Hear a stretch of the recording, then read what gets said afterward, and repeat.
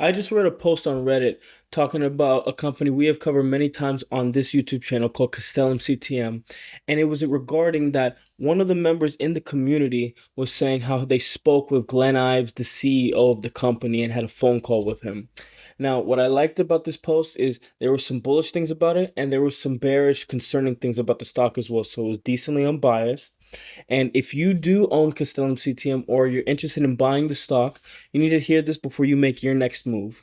If you enjoy videos like this where we break down and talk about small cap stocks like Castellum CTM, please hit the like and subscribe button and comment below what it is you would like to see in any future videos as I comment and as I reply to every comment in the comment section to give you guys the videos that you guys want. Now, here's the reality of the stock. The CEO himself is aware of the biggest problem with CTM right now, and that is the capital structure. You got founders holding millions of shares and they've been selling. And according to the conversation, that selling has been actually suppressing the stock. So if you've been wondering why CTM keeps dropping, even when the fundamentals look better, this is a big reason why. And it is discussed all in this post right here. Again, there are some good things, but there are some concerning things as well.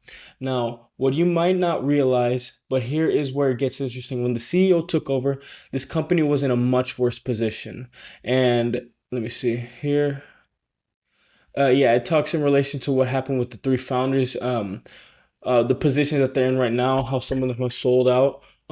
This company was in a much worse position, but some of the good bullish points in relation to the stock that Glenn Ives did cover in this post is he did say that back then when he took over, there was higher debt, lower revenue, and almost no investor interest whatsoever. Now, fast forward to what we do know as of now in fiscal year 2026, after the annual report came out in fiscal year of 2025, as we do know, they've completely eliminated their debt. Backlog has grown substantially at $260 million, and contracts with the contracts, they are long term, so they do offer roughly a 4.5 to 5 year pipeline, a window of revenue that's going to keep coming in. So if you're looking at the company that was basically rebuilt from the ground up, that's basically what Castellum CTM and how Glenn Ives came into the situation, what he did for the company.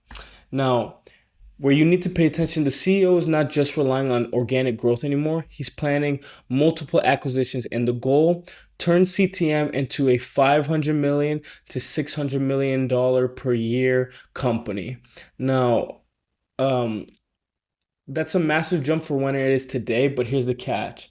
Execution matters because you have the vision, but if those acquisitions don't deliver, the stock won't move. The company can keep growing the way it does, but as we do know, a good business alone does not turn the stock immediately to the upside.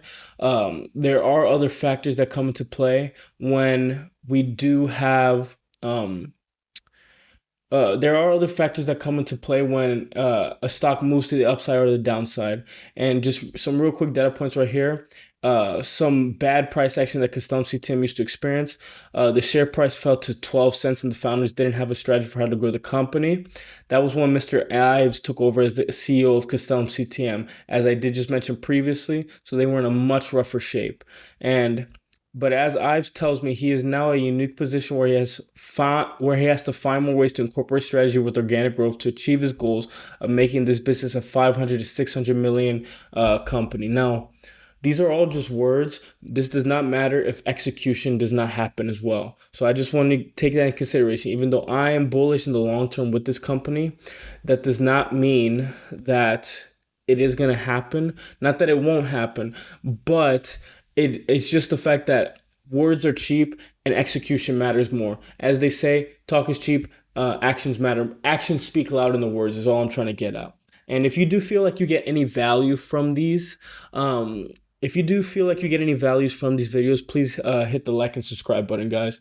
And another huge weakness that was discussed, which is if you look in the Reddit community and for anybody that is into Castellum CTM or is interested in buying Castellum CTM, the main weakness, I'm trying to find it right here.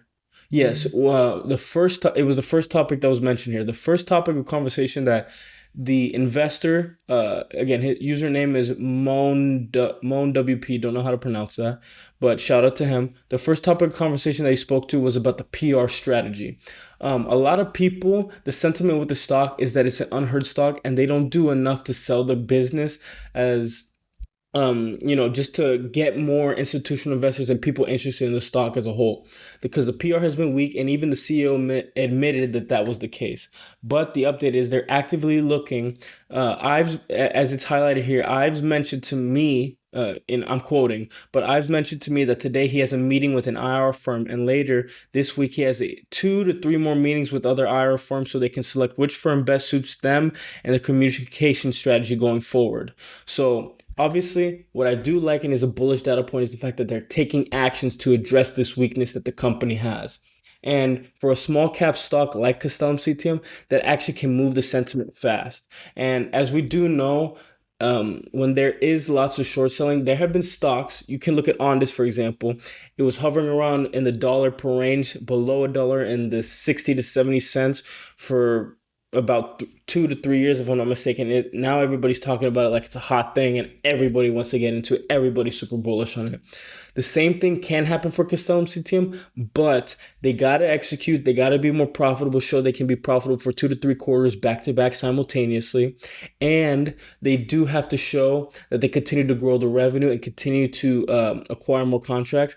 And let's try to look to see if they're able to complete the phase 3 in the next 12 months in the fiscal year of 2026 to close an accredited acquisition. They still got to do all those things, but what we also do have to remember is that market sentiment is a big factor, a big driving factor to what moves a stock to the upside. Now, what scares me the most is the insider selling. And as I was mentioning here, because again, this whole section talks about that specifically. What is scary though is the second topic of conversation. I'm quoting again. The second topic of conversation that we spoke about was insider selling. It is apparent that 3 founders are selling their shares after holding for years. One of the founders hasn't sold an exorbitant amount of shares as the other 2, but continues to hold because they believe in the long-term success of the company. Mr. Ives told me he continues to work towards resolving their capital structure. I asked him if the company would consider buying the founders out of the shares. He said yes, but also told me that the situation is different now than what it was 2 years ago. If they were in a familiar situation 2 years ago, the company would have bought them out. And as he says, my analysis of this is that Ives is taking a conservative approach to the situation and doubling down on his strategy of M&A so that when the company does announce more M&As and continues to increase their cash reserves, this will be a point of consideration to look at. Honestly, that's strategic, and I outlined my thoughts about it to him. So obviously, as you can see, let's not sugarcoat it. Insider selling is crazy. If you look at the volume, on the short term, with Castellum CTM as it continues to dip lower and lower, as we've gone as low as 66 cents as of today, if I'm not mistaken.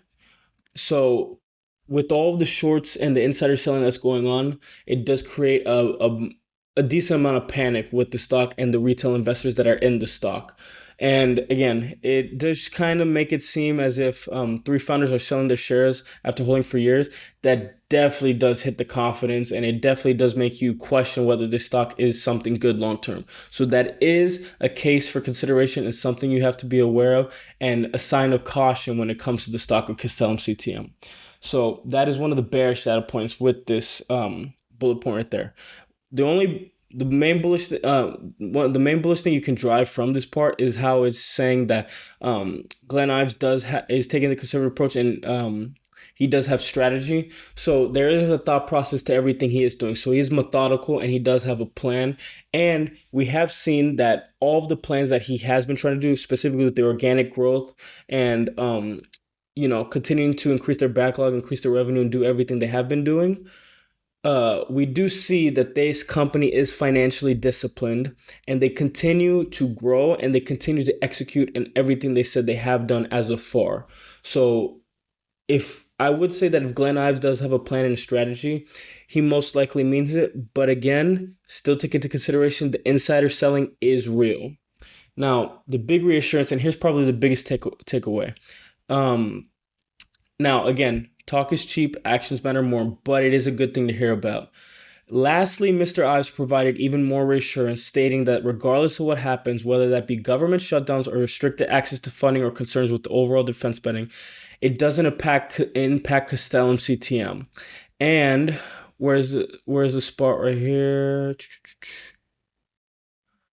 Okay, yeah, and the last part right here, as I quote, um, hey, Mr. Ives wants us shareholders to know that they are not going anywhere but forwards.